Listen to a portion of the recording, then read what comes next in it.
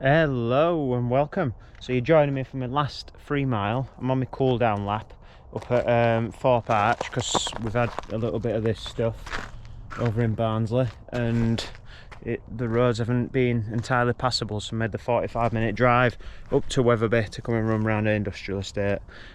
I've done 6 laps this morning. Anyway, this morning I've tested or running the Adidas Evo SL, and I'm gonna go into these shoes and give you a bit. I'm not a shoe tuber, but give you a little bit of a review and my thoughts on the release of the Adidas Evo SL and what it means in the running world. I say I'm not a shoe tuber, but I'm a runner, and we know as running shoes, don't we? And we know a good running shoe when we feel one anyway. So yeah, here's my lowdown on the Adidas Evo SL. So Adidas have released it to the market via a raffle at the beginning of December, that you win an opportunity to purchase the shoe. I don't believe in all that marketing hype. I think if you wanted one, you could have got hold of one, but yeah, they're releasing it to general public sometime in February 2025, just to make you feel a little bit more special when you win the shoe in the raffle, or allegedly win it anyway. They still make you pay for it, 130 quid, which is an absolute steal for a shoe of this kind, especially in the modern world. I remember when I used to pay like 40 quid for some Adidas Boost back in 2015. But there's inflation and all that. Yeah, but so what they do give you in this shoe, there's no carbon plates around here.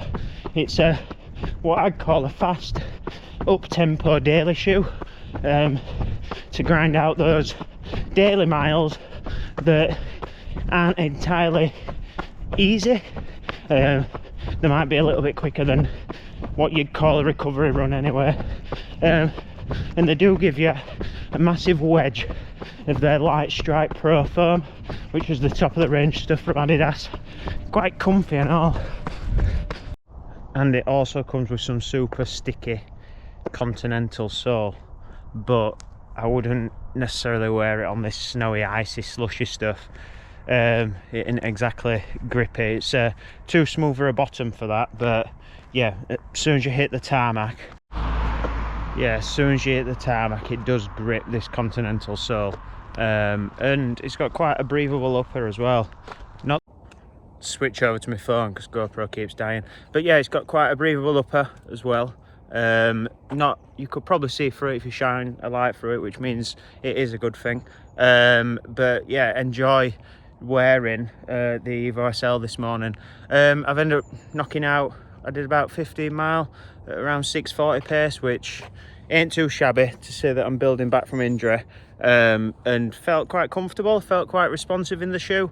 It didn't feel as soft as like the race day shoes, but yeah, definitely quite responsive underfoot. Reminded me a little bit of like Adidas of old, in a way, and I'm always looking for a shoe to get me back to those beautiful Adidas Boost days anyway. But yeah, enjoyed it.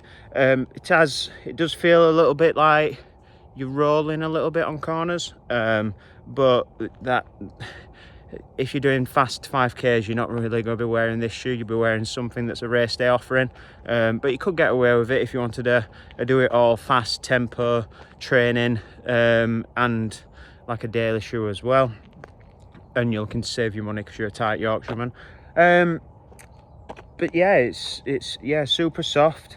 No carbon plates, I've mentioned, so I'll probably be using it on like my track sessions, potentially to try and replace the Nike Streak Fly that I've knocked out a few miles in now. and yeah, it's not a bad offering. First impressions have done quite well.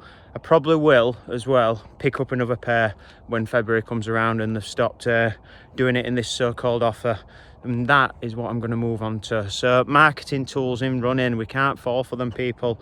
It's not winning if you're entered into a raffle and you still have to pay for it.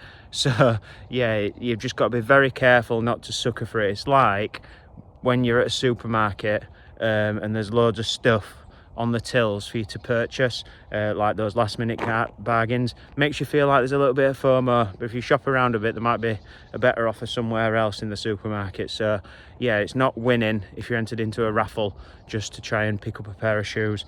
But I say I fell for it.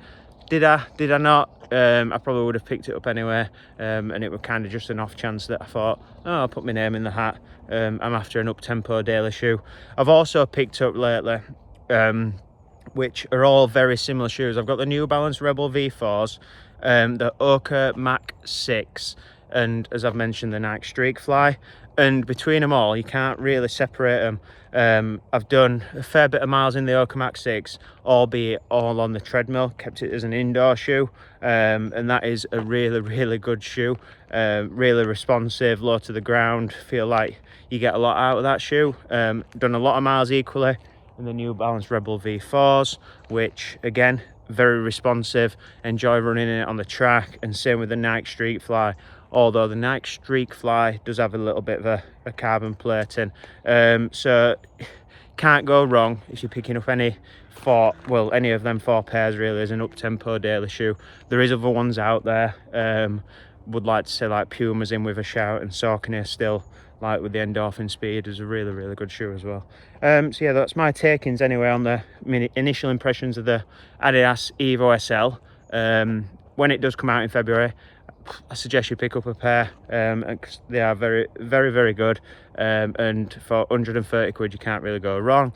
If you're looking for something cheaper, there's the Adidas SL2 as well, which is a shoe that's been brought out by Adidas. It's not got the continental sole, but it's a very similar feel underfoot in comparison to the Evo SL as well. So, and plus they do the Adidas marketing and branding and look and feel and stuff do look quite cool lately. So yeah, if you're looking for something to just wear on the street and you want a bit of street cred, definitely pick up some Adidas in the market at the minute, because I think they do look quite cool. Either that or I'm getting old and just running shoes look cool to me now. So yeah, thank you anyway for watching this quick whistle stop tour on my first impressions on this cold wintry January day. Just banked 18 mile myself, and enjoyed it. I did 15 mile in this shoe, and then I have done, see if you can see it, my last cool down miles in the New Balance More V5, just to get something a little bit softer, a bit more plush underfoot. So yeah, enjoyed it. Nice to get out on the roads. I've done 72 mile Monday to Friday on the treadmill, and then did 10 mile last Sunday as well on the treadmill. So yeah, definitely a fair few treadmill miles. I think it's the most treadmill miles I've ever done, and definitely in a calendar year, and it is only what, the 12th of January. So yeah, knocking out. I was thinking about doing 100 mile this week on the treadmill. And talking of 100 mile, that's my first 100 mile week since the injury in beginning of October. So yeah, quite happy with that. As we are now 15 weeks out from London. I had some shockwave therapy on my Achilles on Thursday,